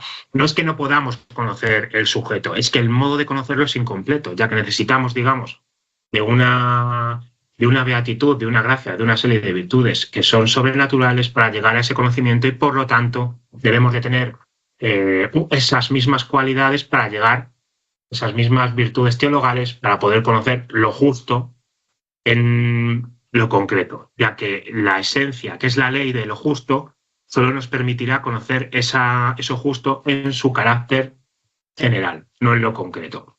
Si la ley divina es necesaria para completar la ley natural y para alcanzar la justicia plena. La relación entre la esencia y el sujeto, entre la ley y lo justo, será una relación analógica, pero que implica una comprensión parcial y limitada.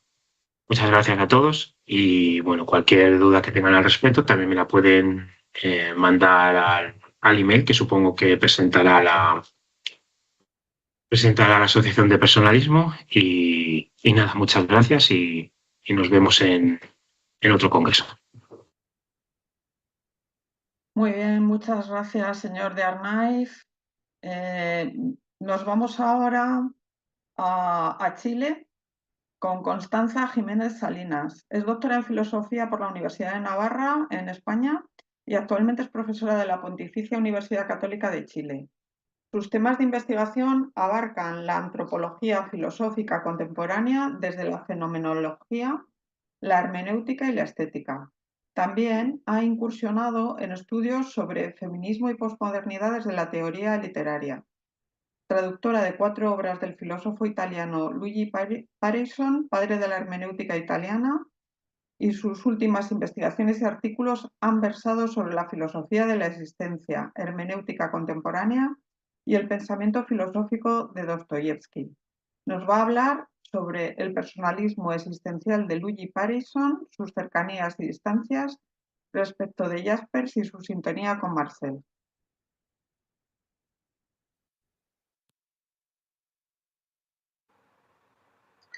Buenos días, mi nombre es Constanza Jiménez, soy doctora en Filosofía por la Universidad de Navarra y profesora en la Pontificia Universidad Católica de Chile.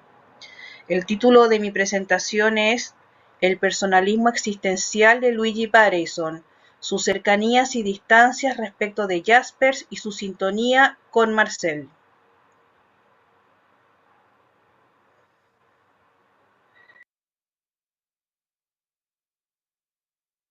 A modo de breve introducción, unas palabras sobre Luigi Pareison. Luigi Pareison constituye uno de los pilares de la filosofía italiana del siglo XX.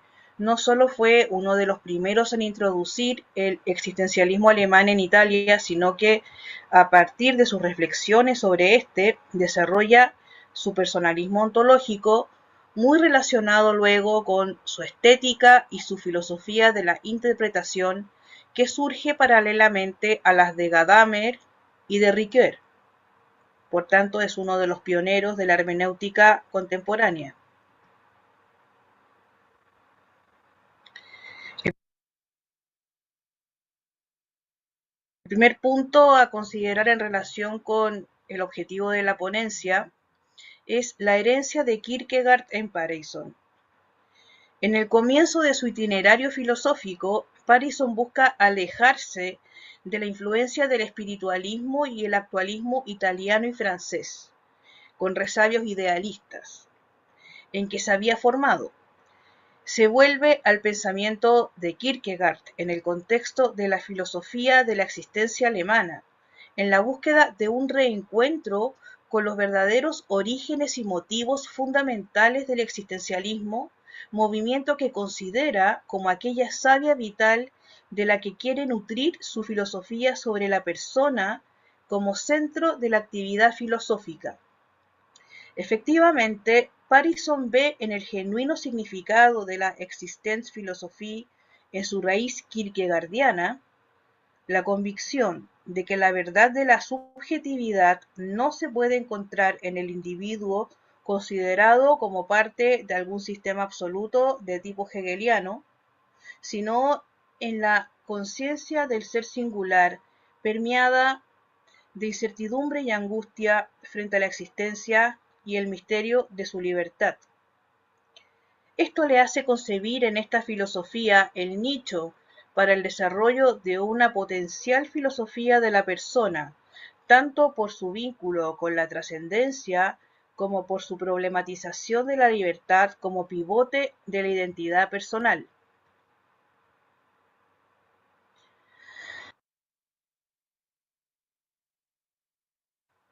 En su análisis del pensamiento de Jaspers, objeto de su tesis doctoral, Parison nota que para el filósofo alemán la existencia no es ni la esfera de la objetividad ni la de la subjetividad, porque el carácter intencional de la intimidad de la existencia vuelve imposible la consideración del otro sin implicarle en la consideración del propio yo.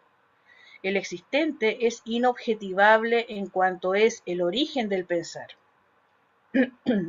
Parison asimila esta enseñanza y afirma: la persona del que filosofa se encuentra radicalmente empeñada en su filosofar, porque yo no puedo tratar de nada sin tratar al mismo tiempo de mí mismo, puesto que filosofando decido acerca de mí. Sin embargo, Parison también indica el límite más allá del cual no puede coincidir con Jaspers.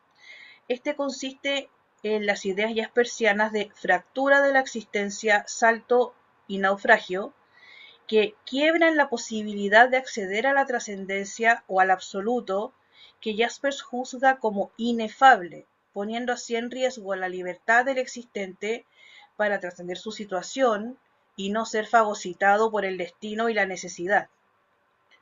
Para Parison, la diferencia principal de su noción de persona con la de existente de la filosofía existencial alemana es el énfasis que la primera pone en su positividad y operosidad.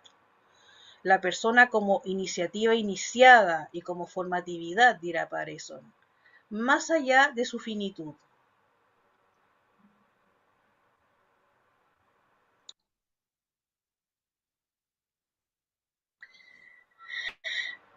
Bueno, frente a este distanciamiento respecto de Jaspers, debe considerarse la profunda afinidad que Parison desarrolla respecto de Marcel, cuyo diario filosófico lee paralelamente a sus incursiones en las obras tempranas de Heidegger y de Jaspers. La fuente de la que brotan tanto la reflexión de Parison como la de Marcel es la misma, la reflexión sobre una libertad capaz de satisfacer las exigencias especulativas de una filosofía abierta al lado religioso y al mismo tiempo capaz de reconocer su propia concretitud y condicionalidad histórica. Estas características se relacionan profundamente con el concepto de persona desde una mirada cristiana que pone en el centro la experiencia de la libertad. La libertad es el punto en que converge la reflexión de ambos pensadores. La libertad no es sólo decisión, como en el existencialismo alemán, ni sólo don, como en el espiritualismo, sino que su punto de unificación y a la vez su lugar de origen es la dialéctica de pasividad y actividad, interna a la operatividad humana, y encuentra en Marcel a su principal exponente. En efecto, dice Marcel, recibir no es padecer, sino responder a una llamada. Precisamente la filosofía marceliana comienza como respuesta a una llamada concreta, que en su caso éste identifica con su conversión al cristianismo.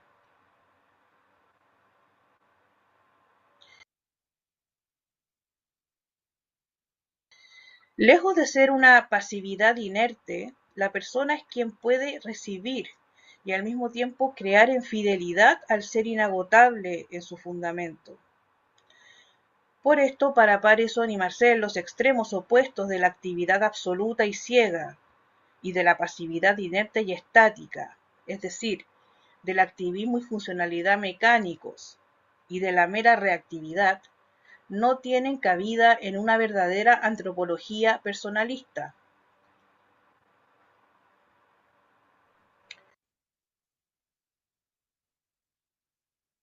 Para ambos autores, lo que define a la persona es la búsqueda de la trascendencia a partir del misterio ontológico, es decir, de ese remanente irreductible de la realidad que no podemos dominar.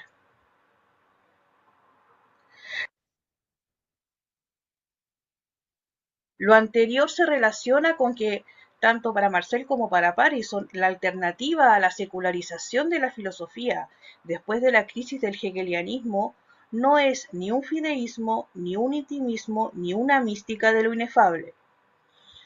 Parison propone una filosofía de la interpretación en términos post-heideggerianos. Esto quiere decir que la hermenéutica filosófica no pretende proponer preceptos o modelos, sino que llama a testimoniar cómo sea posible pensar todavía de manera seria y radical una filosofía que no excluye la pregunta religiosa si quiere ser fiel a la verdad, la cual es inagotable por ser inconmensurable, pero que no se le consigna sino a quien tiene el coraje de formular una interpretación de esta, a propio riesgo.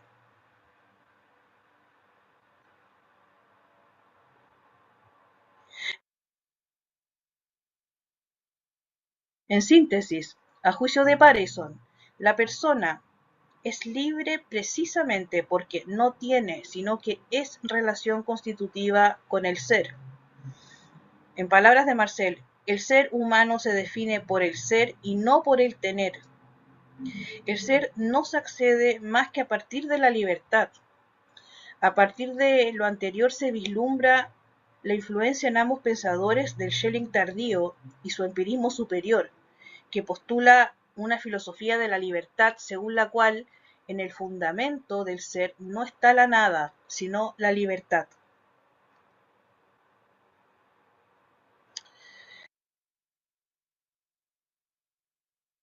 Como breve conclusión, para Parison, la persona no solo debe ser la sede del advenimiento de la verdad y por tanto estar bajo el deber de guardar una atención respetuosa y humilde frente al ser, sino que también debe hacerse cargo de esta, siendo poseedor de una responsabilidad que solicita una iniciativa y una respuesta libre, el coraje de arriesgar una formulación de la verdad. Se trata pues de la persona como quien debe dar testimonio de aquellas presencias primeras irreductibles y de esas virtualidades inagotables y originarias a las que sólo se accede cuando se trasciende radicalmente una mirada problematizadora y tecnificante para entrar en contacto con el misterio ontológico que supone ese pensamiento a la segunda potencia del que habla Marcel y que no es otra cosa que la mirada auténticamente filosófica.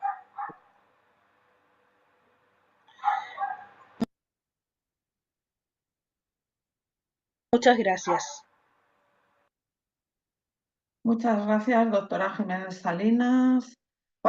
Volvemos ahora a un comunicador español. Se llama Luis Miguel Romo Castañeda y es un investigador y divulgador con formación en arqueología. Su perfil humanista integra distintas disciplinas, vinculando la filosofía en sus estudios y publicaciones. Actualmente cursa un grado en psicología en la UOC, el doctorado de educación en la UNED y el doctorado de historia y arqueología en la Universidad Complutense. Profesionalmente, ha desarrollado su labor en instituciones, donde trabaja en comunicación y educación patrimonial. Su interés por la reflexión filosófica y la moral se refleja en sus colaboraciones en medios de comunicación, donde desde un enfoque integrador aborda como articulista el pensamiento filosófico desde una intersección con la historia y arqueología, el arte, la educación y la psicología, promoviendo el diálogo entre saberes y la reflexión sobre la condición humana en el mundo contemporáneo. Nos va a hablar De musa renacentista a creadora de contenido, Venus, OnlyFans y la mercantilización de la intimidad en la posmodernidad.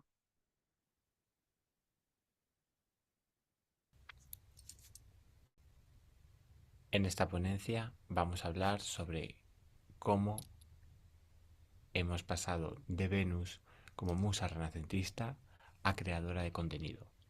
Por ello el subtítulo que lleva por nombre se llama Venus, OnlyFans y la mercantilización de la intimidad, precisamente porque durante siglos lo que sería la imagen del cuerpo ha sido un símbolo de belleza, de poder y misterio, ¿no? Y esto podemos verlo desde la propia Venus de Botticelli hasta las propias esculturas griegas, ¿no? Donde hemos podido ver pues como la figura humana ha sido representada con una idealización, ¿no? y una profundidad filosófica. Sin embargo, hoy en la posmodernidad, Venus podemos decir que ya no es una musa, sino que es más bien un producto del mercado de la intimidad, ¿no? Por ello es importante tener en cuenta que ha habido una serie de cambios clave, ¿no? Como por ejemplo antes el cuerpo era interpretado pues, a través del arte, ¿no? Y ahora como es exhibido de manera directa y comercializada en plataformas como OnlyFans, ¿no? También hay que tener en cuenta que la imagen ya no es solo contemplada, sino que es convertida en un contenido de valor económico. Y luego también hay que tener en cuenta que las redes sociales, pues, como OnlyFans, han redefinido lo que sería nuestro concepto de la intimidad, ¿no? Transformándola en un activo transaccionable, por decirlo de alguna forma. Todo esto nos lleva a preguntarnos, como bien indica ahí, bueno, pues ¿hemos evolucionado o simplemente hemos cambiado la forma de mercantilizar nuestra intimidad? Pues vamos a ver la justificación precisamente de este estudio, ¿no? ¿Por qué es un problema actual el que estamos abordando, ¿no? Pues por ejemplo, pues evidentemente por la exposición de cómo la exposición de la intimidad se ha convertido en un modelo de negocio normalizado, ¿no? Luego también hay que tener en cuenta cómo este modelo se presenta como una elección libre, pero que sin embargo está mediada por ese concepto que vemos, que sería el de la economía de la atención. Y luego, en tercer lugar, por supuesto hay que tener en cuenta el impacto que este tipo de plataformas están teniendo en los jóvenes, en los adolescentes, ¿no? Que se está produciendo de forma masiva y profunda. Todo lo relativo pues, a cuestiones relacionadas con la percepción de la identidad y sobre todo también de la autoestima. Para ello, y precisamente tal y como bien indica ahí en la pantalla, nos vamos a basar en dos evidencias clave, ¿no? En el estudio de Surrey, donde bueno, pues se evidencian lo que serían como las interacciones, ¿no? Que tenemos, por ejemplo, en plataformas sociales, generan en muchas ocasiones desconexión emocional y dependencia de la validación externa.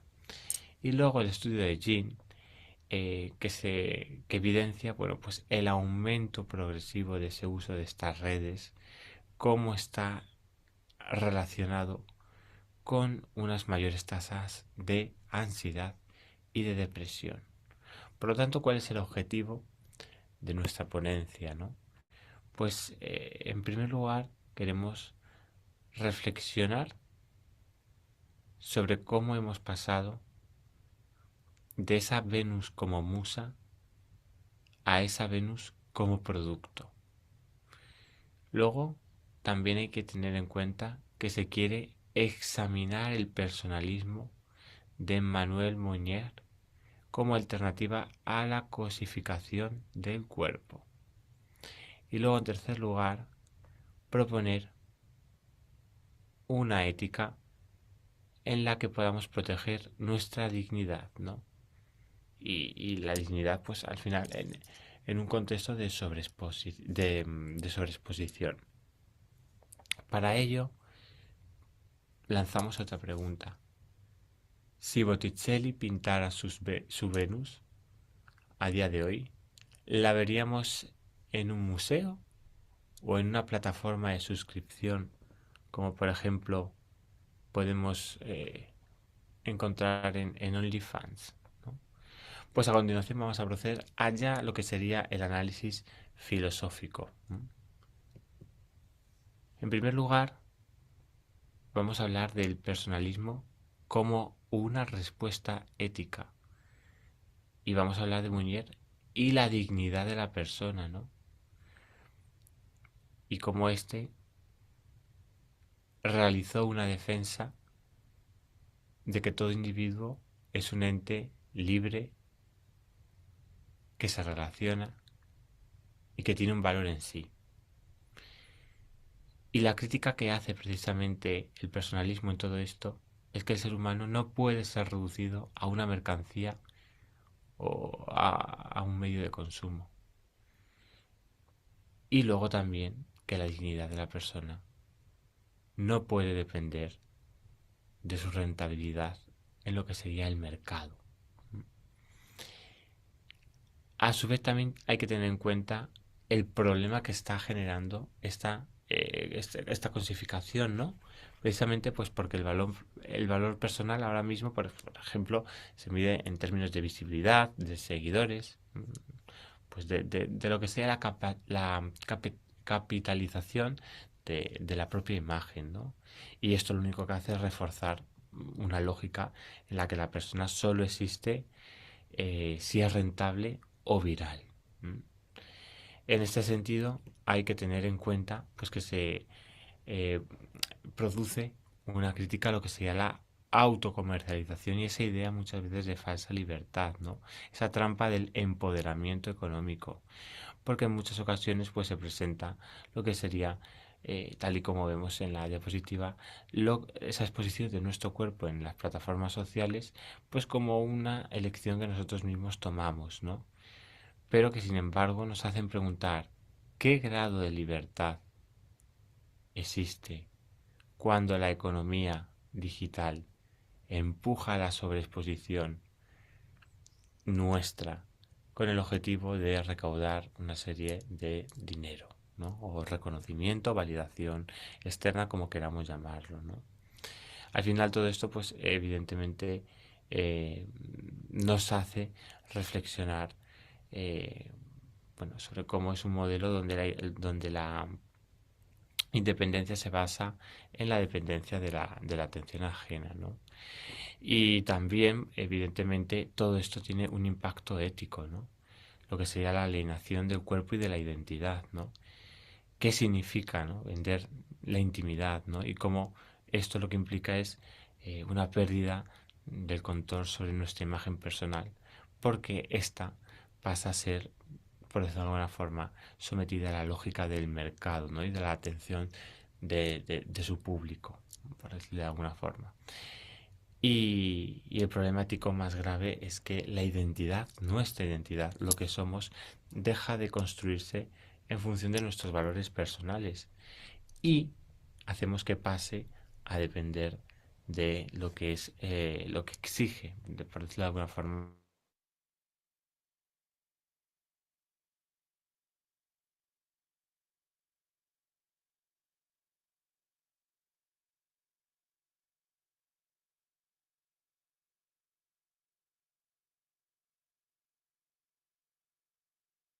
necesario que podamos replantear la dignidad en el contexto digital.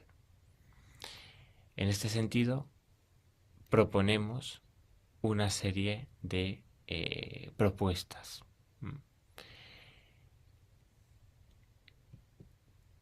En el ámbito educativo, pues es fundamental enseñar pensamiento crítico en contextos digitales, ¿no? Reflexionar pues sobre el impacto de la autoexposición en la construcción de la identidad, ¿no? Y por supuesto incorporar debates filosóficos también sobre la imagen y la dignidad. Luego en el ámbito político es importante establecer regulaciones sobre nuestro derecho a la intimidad en entornos digitales, ¿no? Y a la protección de nuestros datos personales.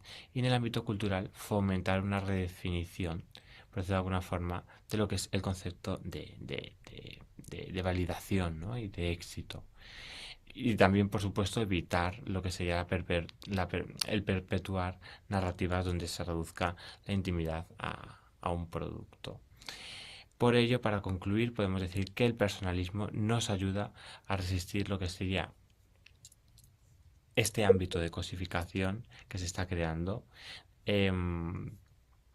donde no podemos dejar que la tecnología decida nuestro valor. Y tenemos que tener en cuenta que al final la dignidad humana debe de estar por encima del mercado digital. Muchísimas gracias. Muchas gracias, señor Romo Castañeda. Pasamos ahora al último comunicador de esta sesión, que es Víctor Manuel Pérez Martínez. Es miembro del Instituto Emmanuel Munier de España, doctor en Educación por la Universidad de Salamanca y en Ciencias de la Información por la Universidad de La Laguna. Profesor titular en la Universidad San Jorge. Profesor de doctorado, posgrado, grado y cursos especializados. UNAPEC en República Dominicana, Universidad Internacional de La Rioja, Universidad de La Laguna, Centro Internacional Politécnico, Instituto Europeo de Estudios Superiores, Universidad Católica Andrés Bello, Universidad Alejandro de Humboldt. Es fundador y director de la Facultad de Comunicación de la Universidad Santa Rosa en Caracas, Venezuela. Asignaturas que imparte o ha impartido: las redes sociales en la educación, iniciación a la investigación en ciencias sociales, documentación, ciberperiodismo, ética y deontología, diseño y desarrollo de entornos y materiales TIC, entre otras. Su línea de investigación está centrada en el ciberespacio público, la narrativa transmedia y la integración de la TIC en la enseñanza, ética y deontología en el entorno digital, cultura digital. Ha publicado artículos sobre multimedialidad e interactividad en la cobertura informativa de las elecciones presidenciales, Internet y su influencia en la opinión pública, en la opinión política, narrativa transmedia y turismo experiencial, integración de las TIC en metodologías de enseñanza-aprendizaje o educomunicación en obras especializadas y en revistas científicas. Ha participado en congresos nacionales e internacionales sobre comunicación e innovación educativa. Nos va a hablar de la inmediatez a la profundidad, repensando la comunicación desde el personalismo de Munier, una aproximación teórica. Gracias por estar visualizando esta grabación.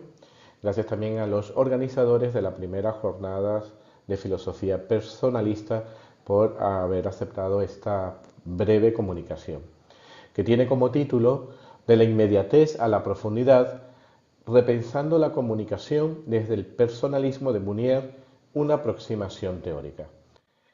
En realidad se trata de una aproximación en un campo que para mí es muy novedoso y que con toda humildad lo que quiero es plantear unas primeras pinceladas de un tema que me ha llamado la atención, de una persona clave en el personalismo y que lo he vinculado a mi ámbito de reflexión, a mi ámbito de investigación, como es el campo de la comunicación.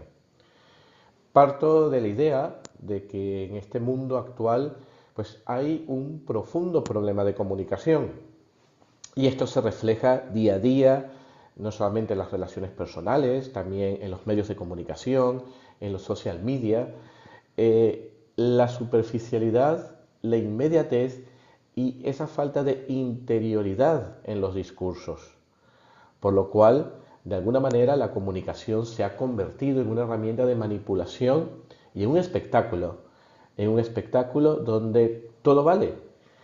Y esto ha ocasionado que esté perdiendo y en algunos casos haya perdido esa capacidad que tiene la comunicación de generar reflexión y de propiciar lo que debería ser un verdadero diálogo. Por otra parte, hay que tener en cuenta que la lógica de los medios de comunicación, de los medios digitales, tienen esa características específicas de la velocidad, la inmediatez, la viralización de los contenidos, lo que genera pues tener un poco espacio para interpretar y tener ese encuentro que debería ser verdadero, auténtico entre las personas. En esa línea, la comunicación ha dejado de ser un medio pues, para profundizar en la realidad humana. ¿Y en qué se ha transformado? En una herramienta de consumo y entretenimiento. Y en este contexto es cuando surge este interés por profundizar, por trabajar la figura de Munier desde la perspectiva de la comunicación. Ya al referirnos a lo que específicamente tiene que ver con el ámbito de la comunicación, yo me he atrevido a seleccionar esta definición de personalismo, entendiéndola pues como una filosofía que consiste esencialmente en el estudio de la persona. Es decir, se parte de la base de que el universo de la persona es el universo del hombre, según palabras de Munier. Por lo tanto, esta filosofía considera a las personas como seres libres, abiertos y creativos. Por lo cual, una persona es un ser espiritual y constituido como tal por una forma de subsistencia y de independencia en su ser. En esa línea, mantiene esa subsistencia e independencia mediante esa adhesión a esta jerarquía de valores, que los decide libremente, los asimila, los vive y se compromete. Cuando decido seleccionar un marco teórico, un marco referencial más bien sobre el ámbito de la comunicación, me quedo con estas tres ideas. La primera, que comunicar es compartir significados mediante el intercambio de información, planteado por Manuel Castells. En realidad, logramos la comunicación siempre y cuando logremos compartir significados y podamos entendernos porque entendemos los significados de ese mensaje. Quiero resaltar la reflexión que hizo el Papa Francisco, donde la idea de comunicar qué significa, tomar conciencia de que somos humanos. Y allí es donde radica el valor de la comunicación. Por cierto, agrega ese concepto de proximidad, que es en realidad donde está el poder de la comunicación.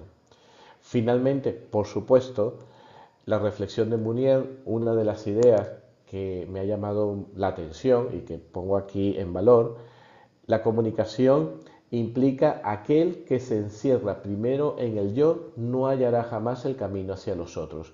Por lo cual, cuando hablamos de comunicación, hablamos de esa proximidad, de ese encuentro con el otro y de la necesidad de que tengamos que compartir significados. Si tuviéramos que hablar desde el personalismo sobre la comunicación, me quedo con estas ideas.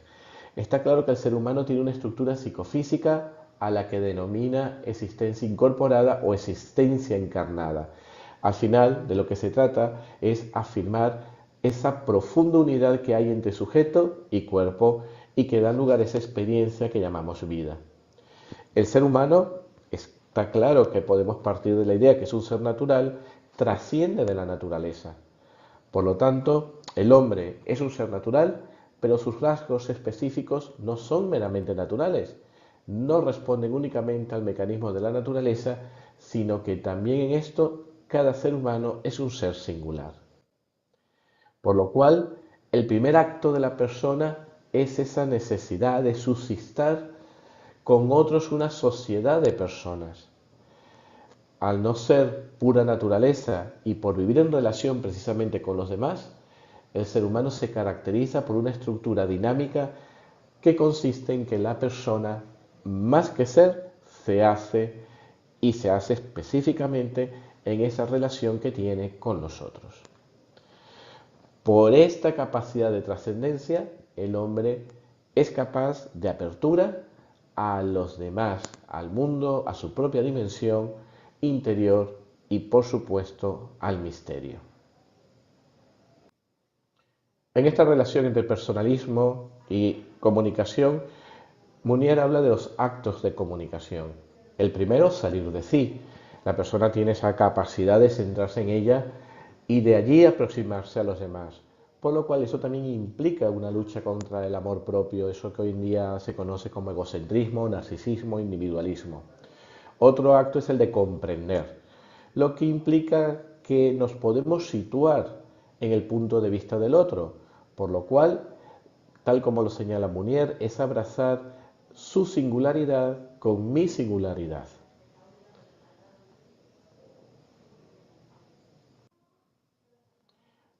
Tomar sobre sí la proximidad con el otro implica comprender. Lo que comprende le influirá en la vida, por lo cual se puede concretar en esas vivencias, sensaciones y asumirlas como si fueran propias. Otro acto es el de dar, y eso lo hemos visto en infinidad de situaciones. El ser humano, la persona, implica dar, y esto requiere no esperar nada a cambio. No se trata de un intercambio de favores, sino entender la generosidad disuelve la opacidad y anula la soledad del sujeto, incluso cuando no reciba respuesta. Otro acto es el de ser fiel, y eso requiere continuidad, que queda expresada en lo que Munier denomina la consagración a la persona, en donde se pone de manifiesto el amor o la amistad. Esta comunicación es una aventura continua, es constante, es un sprint, es una carrera de fondo, porque la clave está, la perfección radica en la continuidad. A manera de conclusiones preliminares, el gran problema de la comunicación hoy es que el contexto, la circunstancia, no favorece ninguna forma de interioridad. Se ha perdido esa perspectiva del mensaje vivo, del mensaje real, con significado, con profundidad, con hondura y esa proyección ética que tanto necesitamos en el contexto actual. La comunicación forma parte de ese quehacer más elemental de la persona, es decir, porque no nos podemos olvidar que en esencia, de alguna manera, el ser humano es comunicación, por lo cual es necesario un doble ejercicio, un despliegue comunicativo de comunicar a los demás, pero también un repliegue hacia el interior, esa autocomunicación, reflexión interna que tanto necesitamos las personas hoy en día. Por lo tanto, es un reto para las sociedades, para los comunicadores, replantearse desde la persona qué estrategias, reflexiones deberían incorporarse a los procesos comunicativos, no solamente a nivel personal, sino a nivel de medios de comunicación. Con estas ideas, pues agradecer nuevamente a haberme escuchado en esta breve sesión y cualquier duda, pregunta, reflexión, comentario, siempre serán bienvenidos. Así que muchísimas gracias. Muchas gracias al doctor Pérez Martínez. Con esta comunicación acabamos esta sesión. Queremos agradecer a todos los comunicandos y a todos los que hayan visualizado estas comunicaciones y a todos los que han participado en cualquier forma a las jornadas personalistas. Acabamos así la sesión del sábado del aula 3. Muchas gracias a todos. Adiós.